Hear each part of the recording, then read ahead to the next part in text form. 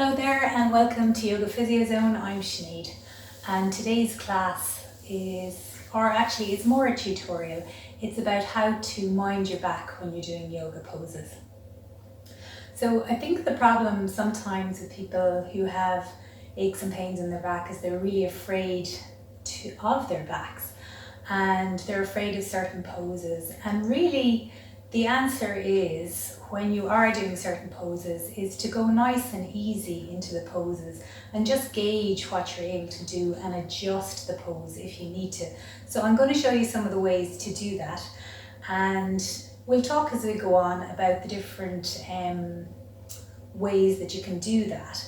And I suppose when you're looking at backs, there's a few different movements, right? So I'm talking about your lower back, right? But obviously your lower back is connected to your upper back and your shoulder area, and also it's connected to your legs, particularly the backs of your legs and your hamstrings. And also, when it comes to backs, the muscles of the side of the back and of the lower tummy are actually really important as well. But then the problem is sometimes when you do some of the poses that should be helping you, you find them difficult to do and you're scared to do them. So hopefully this will help you. So the first thing I'm going to get you to do, I'm going to show you, is what happens when you lie flat on your back. So when you're lying flat with your legs extended, what tends to happen is your back kind of arches up a little bit off the mat, unless you're a perfect yogi, in which case you lie comfortably with your back flat. So for some people this is an uncomfortable position, and it's okay to bend your legs if you need to a little bit, or to put something in under your knees just to keep them slightly bent, which kind of takes the pressure off the lower back a little bit. So if you're doing a Shavasana and you're going to be lying for 5 or 10 minutes, make sure you have something under your knees if you feel that it's a little bit of strain for your lower back. So in particular, if you're doing stretches that involve your shoulders, that's going to add to the way your back kind of pulls up off the ground a little bit. So when you're doing those, don't move your shoulders so far that it's really arching your back if that's uncomfortable. Try and keep your back fairly flat onto the ground when you're doing those, and even keeping your knees bent a little bit will actually allow you to stretch the shoulders if that's what the aim of the pose is for you. Okay? So that's the first principle really. And then what I want to show you is different movements of your back. So for example, there's bending forwards movements. Some people have a problem with that. There's arching poses. Some people have a problem with that. And then there's twisting poses. And some people have a problem with twisting. Now technically we don't have a lot of twist in our lower back. But at the same time, when I'm twisting, I'm actually twisting from my hips, my waist, and then my upper back and my neck. So it does involve the back to some degree. So let's talk first of all about some of the lying poses when you're lying on your stomach. So in these poses, it kind of pushes your back into a bit of an arch when you're doing poses like the Cobra or the Sphinx. It kind of pushes your back into an arch like that. So what you have to do, if that's an uncomfortable position for you, is try to find a way to adjust it so that you can actually tolerate some kind of version of the pose. And that's okay to play around with it. You don't, luckily when you're doing stuff online, you don't have to be looking at anybody else, so you don't have to perform as good as the person on the mat next to you.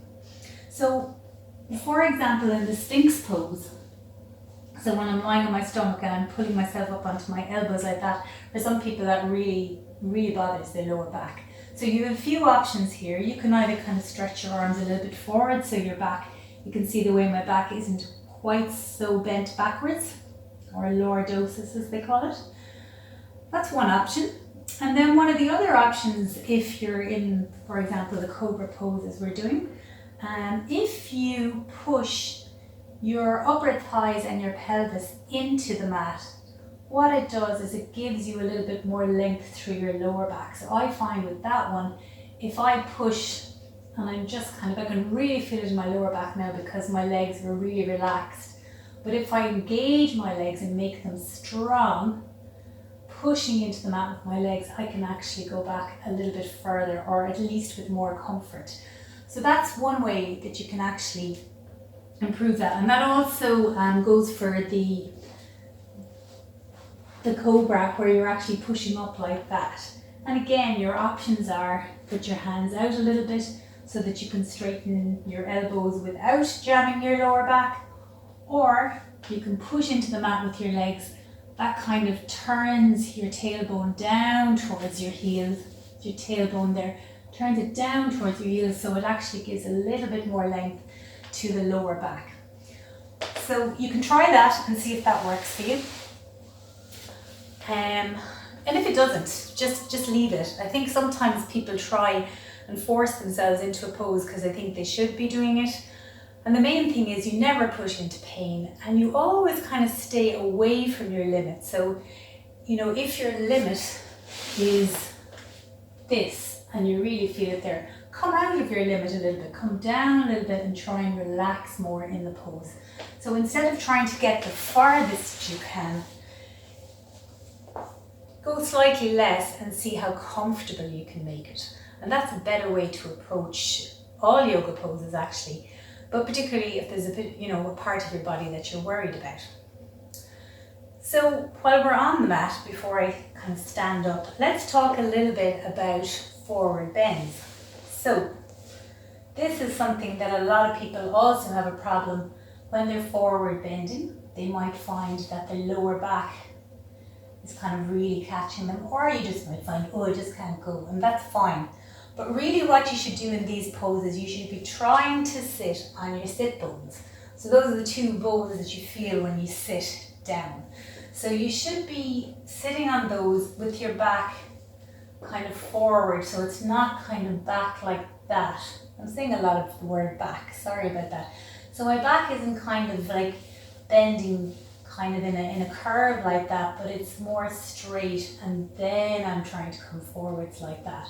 If that is completely impossible for you, what I suggest is with some of the sitting poses that you actually sit against a wall. So you're well supported, your back is supported by the wall, and then you can try your forward bend like that. All right. The other option for you is to bend your knees when you're doing some of these. So even though, yeah, they should be done with the legs straight, and you could be doing this pose or you could be doing this pose, but if you feel you have to bend your knees a little bit or bring your legs kind of closer together, whatever you have to do to keep your back comfortable is what you do. All right. So that's kind of sitting forward bends. You also have twists. Okay, so let's do a sitting twist. So for example, I am going to I'll do simple seated twist. So I'm just going to be twisting around this way here. So I've got my leg outstretched, I've got my other leg up like that. The main thing is, again, be sitting on your sit bones. Don't be back like that and then try to twist. It's really not ideal. So what you should even do is prop a pillow under you if you need to give yourself a little bit of help. That will help with some of the forward bends. It takes some of the pressure off the back body, gives you a little bit more height so you can then do a twist. Okay? And when you are twisting, you should be trying to twist from your waist, not twisting from your shoulders or your head. So if you can only get, I'll turn around so you can see me in the front. You know, if that's a big enough stretch for you, don't be trying to do this. Just try and actually go as far as you can comfortably go in a pose, and then see if you can soften and relax into it. But at the same time, sitting on your sit bones. All right? So that prevents the back from kind of going slouching back like that.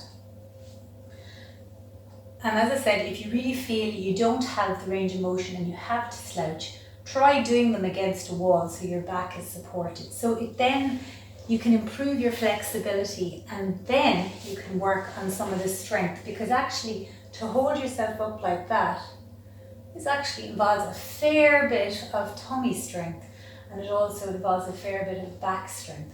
So you can kind of work on that. Won't happen overnight. So you don't want to be improving your flexibility without the strength to go with it. Excuse me, it's the Irish coming out of me, with it.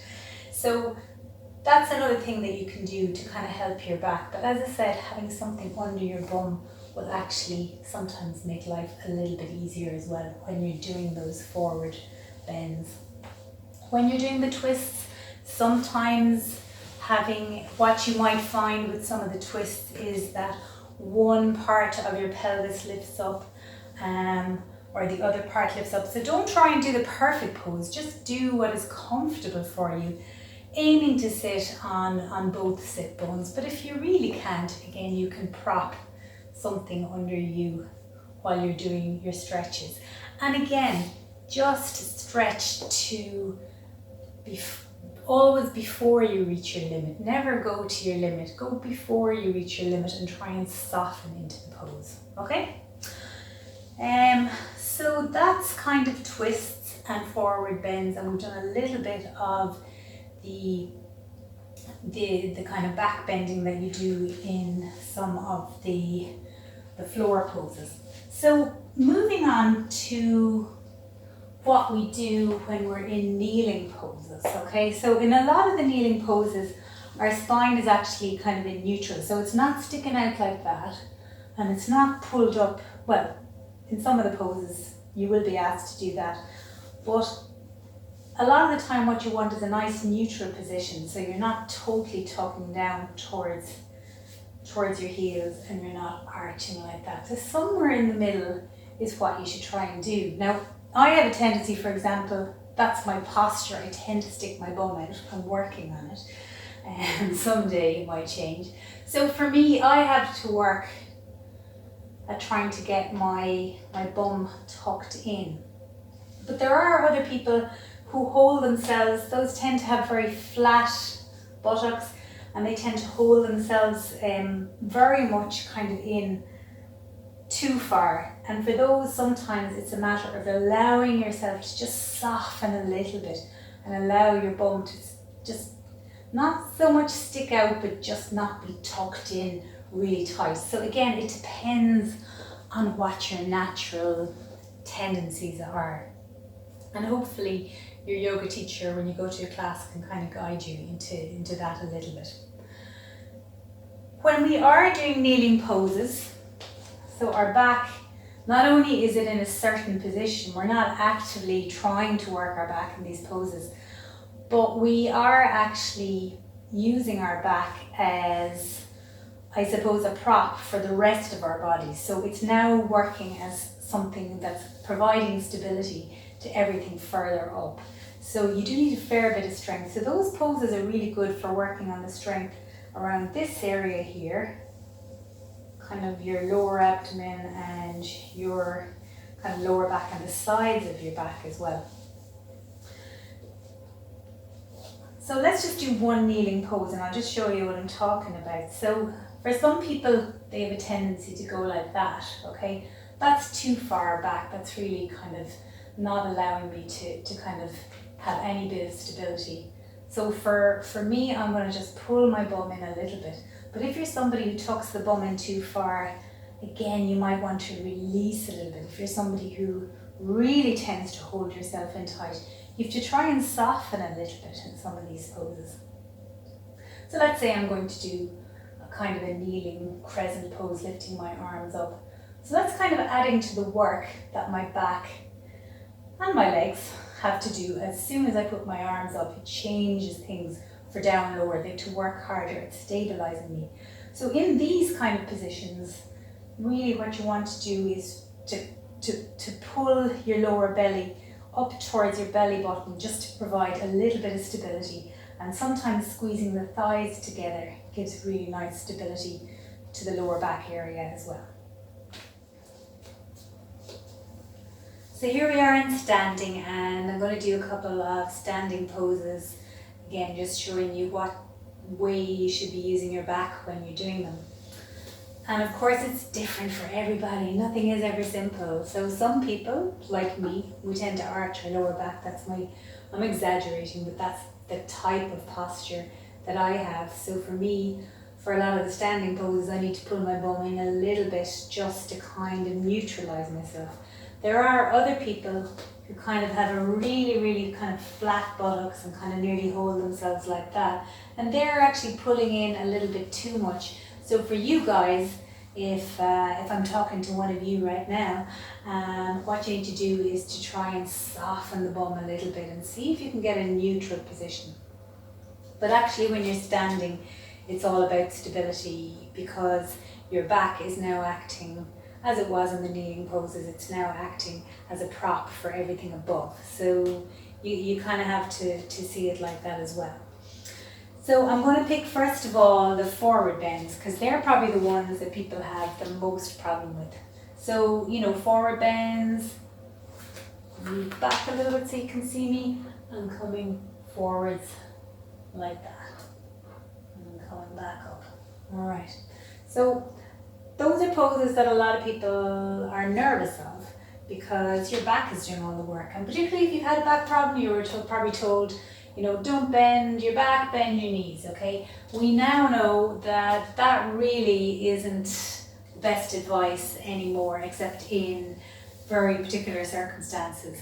But that we need to retrain our backs to be able to do these movements, because we're not always in a position to be able to bend our knees.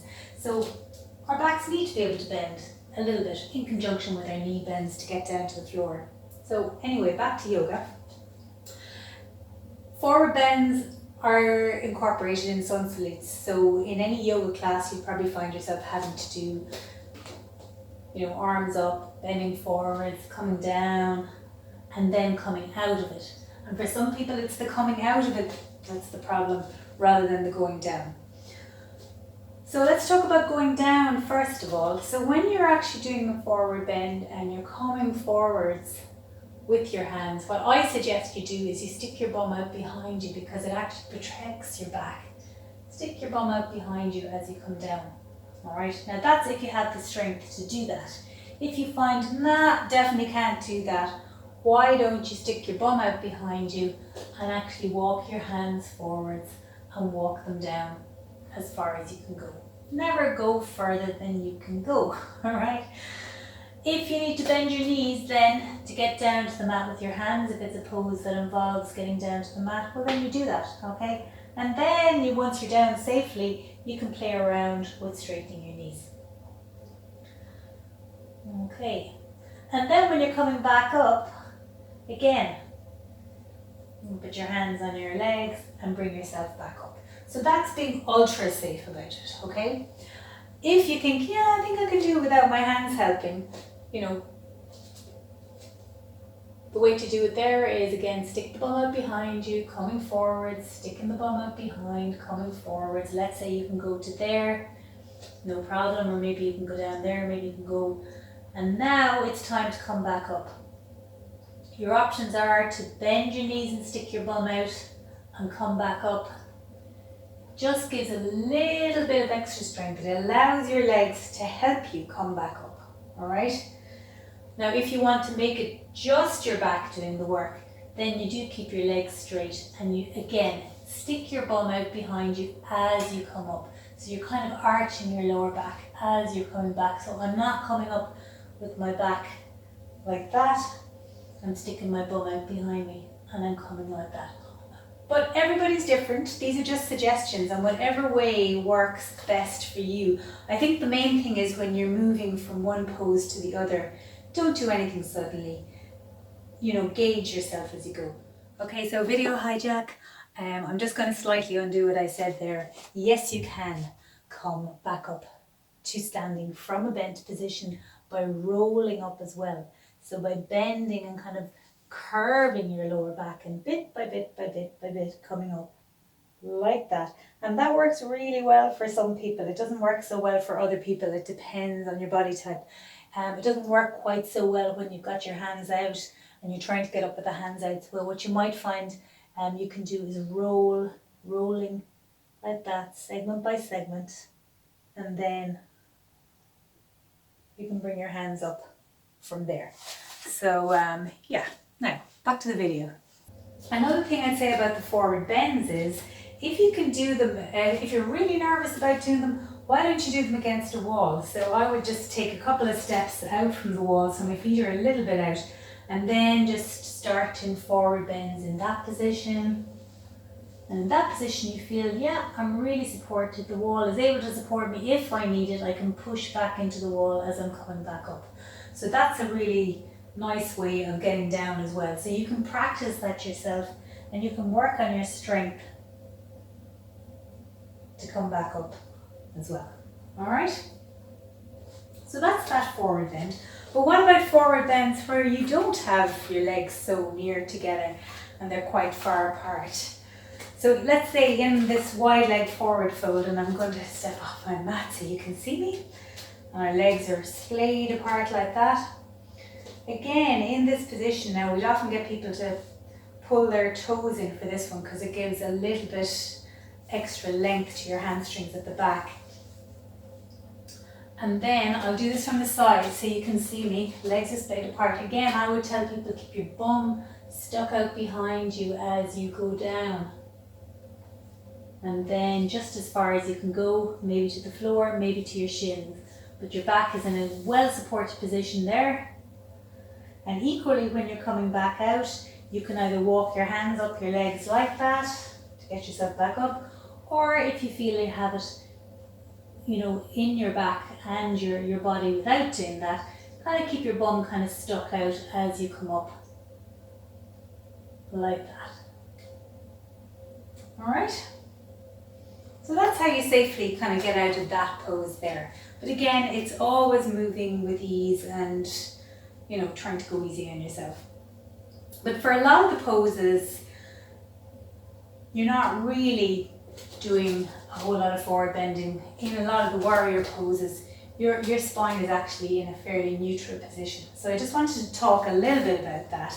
So let's talk about warrior 2 first. That's going to move my mat back.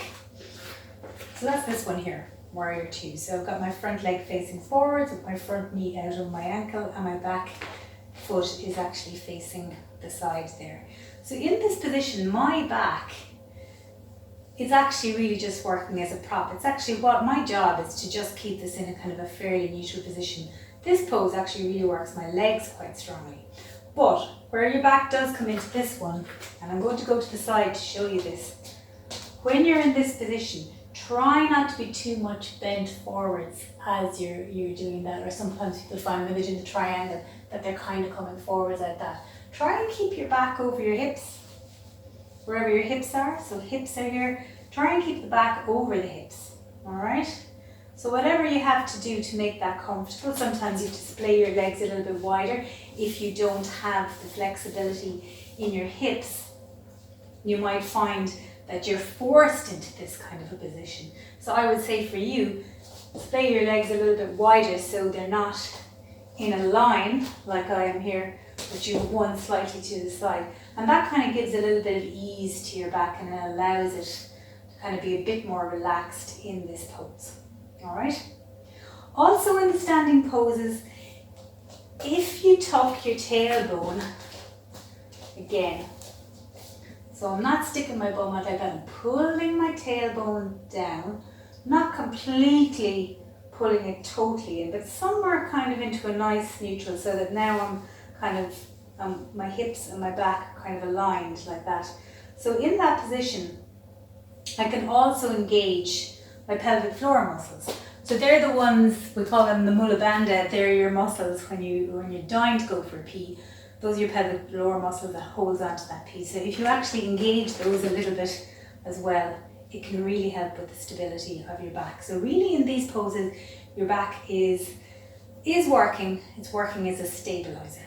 Okay, so it's not in any end range positions like you were when you're forward bending. It's just acting as a stabilizer. So your pelvic floor muscles, and also when you pull your lower belly up towards your belly button, you're actually engaging your Uddiyana bandha. So I'll show you from the side. That's this movement here. So you're kind of flattening your back a little bit like that. when you pull your lower abdomen up towards your belly button, okay? So those are two ways of adding to the stability of your lower back when you're doing standing poses. And the same holds if you're doing, for example, a crescent pose. Here's the crescent pose, so it's kind of like facing forwards, front leg. I'm kind of squatting is the word I'm looking for, squatting over my front leg, and then my back leg is straight like that, and then I'm coming up into the crescent pose there. Now that actually works my bum muscles quite hard. But again, in these kind of closed hip poses, so my hips are kind of closed towards each other, if you squeeze your thighs towards each other and you pull up on that pelvic floor and you use that Uddiyana Bandha, as I mentioned, where you're pulling your lower belly up towards your belly button, it gives your back so much more stability, and you can then feel that you have the strength to do this with your arms. So that's the Uddiyana Bandha. And I just wanted to mention one more pose. So it's a core strengthening pose, and it's the boat pose. And you'll find this in a lot of yoga classes, doing the boat pose, because it really works your lower tummy muscles there. But when you are working on your lower tummy, you kind of really need to watch that you're not straining your back at the same time. So here we are. And the full pose is lifting up like that, okay? But that's actually, okay, it works your hip flexors really hard, works your lower belly really hard, but you need to have stability in your back to be able to do that. So with that kind of a pose, and I would always get people in the boat pose to actually only do half of it, don't do the full pose. So in this position, rather than my back being kind of curved, as what you can see there, I'm straightening my back, I'm getting myself into position, opening out my chest, and then I can see about lifting one leg and then the other, okay? But trying to keep the back straight. I'm losing my balance now. But keeping the back well supported, and then you can take the hands away there as well. But really you can only do that if you can keep your back fairly straight, that you're not sinking down like that. Please don't sink down. Keep your hands on your hips. Even just doing this is a fine strengthening exercise. You don't have to go any further if you don't want to, and then maybe releasing the hands and just holding that. That's fine as well. Nothing wrong with that. So those are a few pointers. It's not comprehensive. There's some other things that people find difficult with their backs, but I hope that will give you a few things to work on, and start to enjoy those poses a little bit more. Thanks for watching, and I'll talk to you soon. Bye.